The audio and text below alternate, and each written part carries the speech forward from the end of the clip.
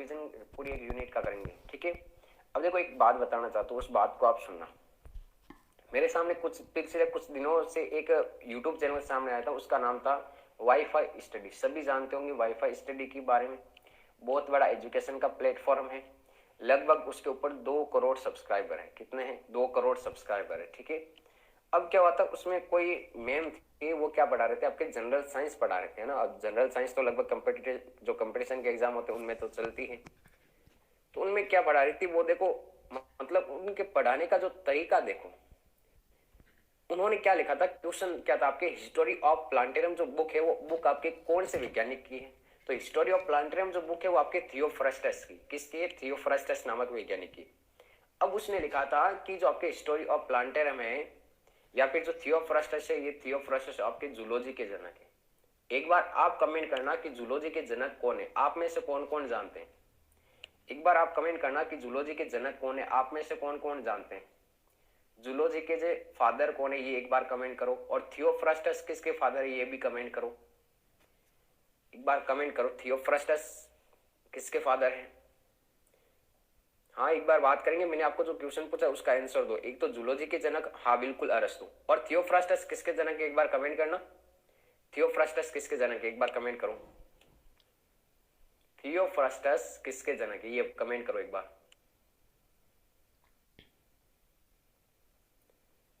हाँ, अरस्तु बिल्कुल करेक्ट है, जूलॉजी वाला आपका।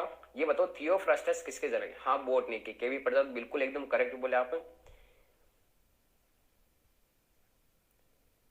ठीक है, तो ये ध्यान रखना यहाँ पे कि उन्होंने क्या बताया था, मैं उसकी बात कर रहा हूँ। उस मैम ने ये बताया था कि आपके जूलॉजी है, जूलॉजी के जनक आपके थियोफ्रस्टस है। देखो इतने बड़े एजुकेशन प्लेटफॉर्म पे पढ़ा रही है और किस तरह से बच्चों को गलत पढ़ा रही है, वो मैं आपको वीडियो भी सेंड करूंगा ग्रुप में, ठीक है।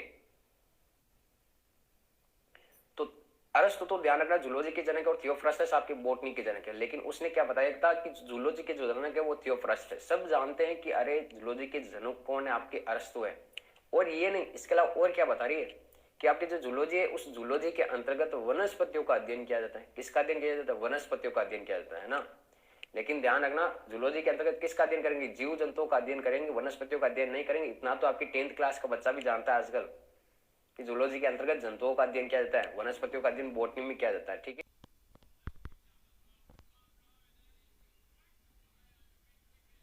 सही आंसर है।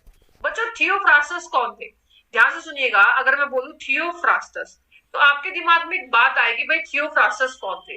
थियोफ्रास्टस जो थे वो फादर ऑफ कौन थे? फादर ऑफ जूलॉजी थे। ठीक है, फादर ऑफ जूलॉजी बोला गया है। वनस्पति विज्ञान के पिता, वनस्पति विज्ञान के पिता, विज्ञान के पिता। और इन्होंने एक किताब लिखी जिसका नाम था द हिस्टोरी ऑफ प्लांटेरियम या द हिस्ट्री ऑफ प्लांटरम, जिसमें 500 प्लस स्पीशीज के बारे में बताया गया था। ठीक है, फादर ऑफ जूलॉजी थियोफ्रास्टस को कहा जाता है, जिन्होंने वनस्पति विज्ञान, जूलॉजी, पेड़ पौधों के बारे में रिसर्च की थी। और वो रिसर्च जो थी इन्होंने हिस्ट्री ऑफ प्लांटेरियम किताब में लिखी थी। बहुत बढ़िया।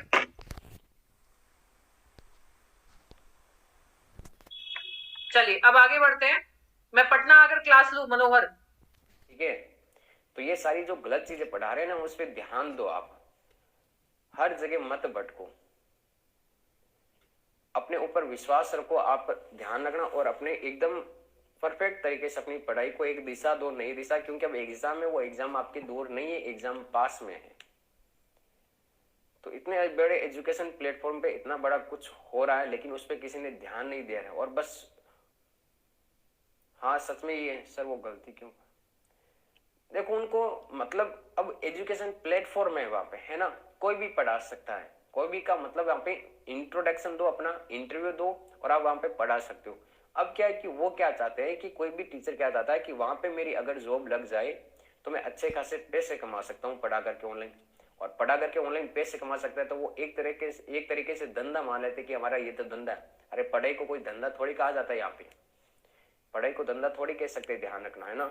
बस नींदों में पढ़ा रहे, पता ही नहीं क्या बोल रहे हैं, सामने वाले को क्या पढ़ा रहे।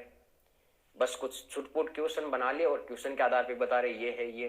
अरे वो क्वेश्चन तो बच्चों को आते हैं पहले से, जो क्वेश्चन नहीं आते, जो क्वेश्चन नहीं है बच्चों को वो बताओ ना।